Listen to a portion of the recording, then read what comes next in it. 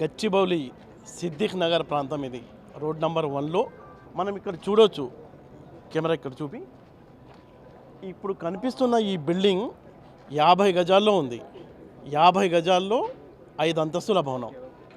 అంటే ఇంటి నిర్మాణం ఎంత దారుణంగా చేశాడు అని చెప్పడానికి ఈ బిల్డింగ్ పక్కకు ఒరిగిపోయింది. ఎంత దారుణంగా ఒరిగిపోయిందో మనం చూడొచ్చు విజువల్స్లో.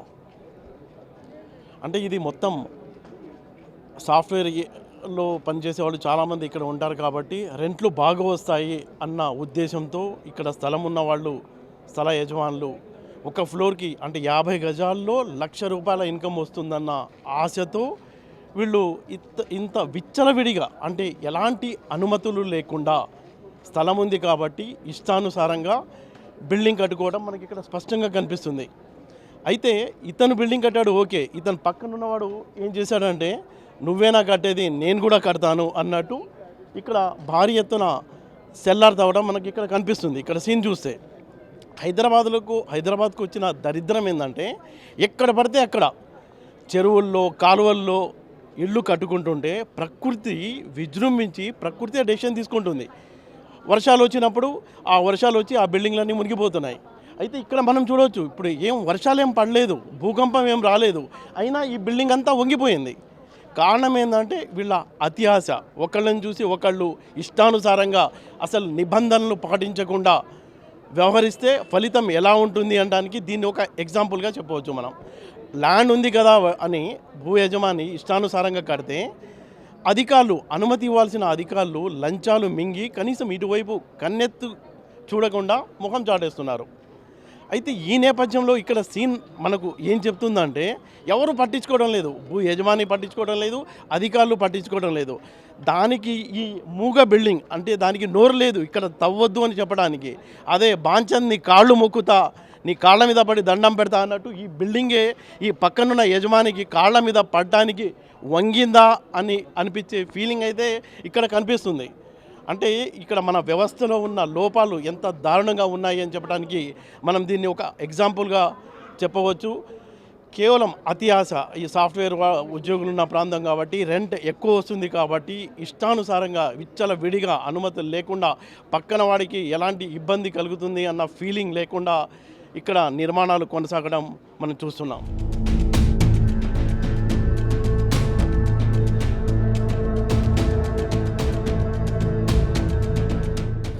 ఇక ఎందుకు కూలిపోతుందంటే మాకు తెలియదు సార్. మేము రాత్రి 7-8కి అందరు అంటున్నారు ఇది కూలిపోతుంది, పడిపోతుంది. అందరు నడువుని అనుకుంటే అందరం బయటకు వెళ్ళిన తర్వాత ఇక మేము కూడా బయటనే ఉన్నాం రాత్రి నుండి ఇప్పటి వరకు. ఇంకా ఇంట్లోకి పోలేదు మేము. ఇక మరి అది వంగిపోయింది బాగా. మరి ఏం జరిగిందేమో మాకైతే తెలియదు. ఆయన కొత్త ఆయన కూడా ఆయన కట్టించుకుంటుండు, ఈయన కట్టించుకుంటుండు. మేము ఎట్లా అంటాం సార్, ఈయనది ఉన్నది ఇల్లు. ఇక అదేమైందో కింద మాకు తెలియదు, కానీ అది వంగిందని అదే చూసినాం మేము. రాత్రి నుండి బయటనే ఉన్నాం ఇప్పటి వరకు. ఎన్ని రోజుల నుంచి సౌండ్లు వస్తున్నాయి? సౌండ్లు ఏమి లేవు. రాత్రి అన్నారు, ఎవరు అనుకుంటే వెళ్తున్నారు. పట్టు మనసు మేము పటాకులు కొడతారు కదా పిల్లలని, అది అనుకుంటున్నాము. పట్టు మనసు అప్పుడు వచ్చింది, మీకు వినబడతలేదా, అవన్నీ పడుతున్నాయి అని ఇట్లా అనుకుంటే బయటకు వెళ్ళారు. వాళ్ళతో పాటు మేము కూడా వెళ్ళిగా బయటనే కూర్చున్నాం. ఇక రాత్రి వంట లేదు ఏం లేదు, అట్లనే బయట ఉన్నాం. రాత్రి ఒక రకమైన పెద్ద సౌండ్లు రావడంతో చాలామంది బయటకు వచ్చారు. అయితే ఆ ఇంట్లో దాదాపుగా 12 ఫ్యామిలీలు ఉన్నాయి, 50 మంది జనం ఉన్నారు. వాళ్ళంతా ప్రాణాలు గుప్పెట్లో పెట్టుకుని బయటకు రావడంతో చుట్టుపక్కల ఉన్న కాలనీలో ఉన్న వాళ్ళు కూడా భయంతో రాత్రంతా బయటే గడిపామని వీళ్ళు స్థానికులు చెప్తున్నారు.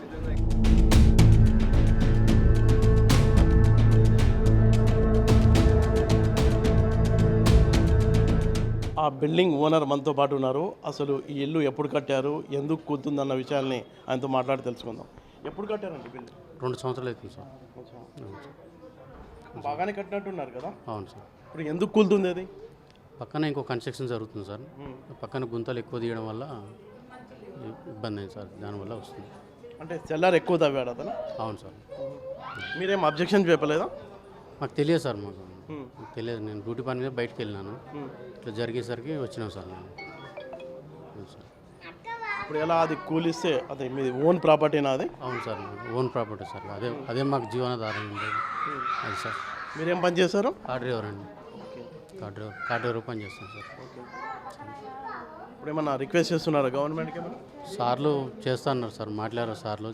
సార్ పోలీస్ సార్ వాళ్ళు, జీప్స్ అధికారులు, కాంట్రాక్టర్ కూడా లైన్లోకి వచ్చాడు. ఏదేమన్నా ఉంటే నీకు సాయం చేస్తామని అంటున్నారు సార్. ఇప్పుడు మొత్తం ఎన్ని గజాల్లో ఉందండి ఇల్లు? 50 గజాలు సార్. ఎన్ని అంతస్తులు కట్టారు? 4 5 కనిపిస్తుంది కదా అది? 4 సార్. ఓకే. అవును సార్. పర్మిషన్ అయితే తీసుకోలేదు మీరు? కాంట్రాక్ట్ ఇచ్చినాను సార్ నేను. అవును సార్.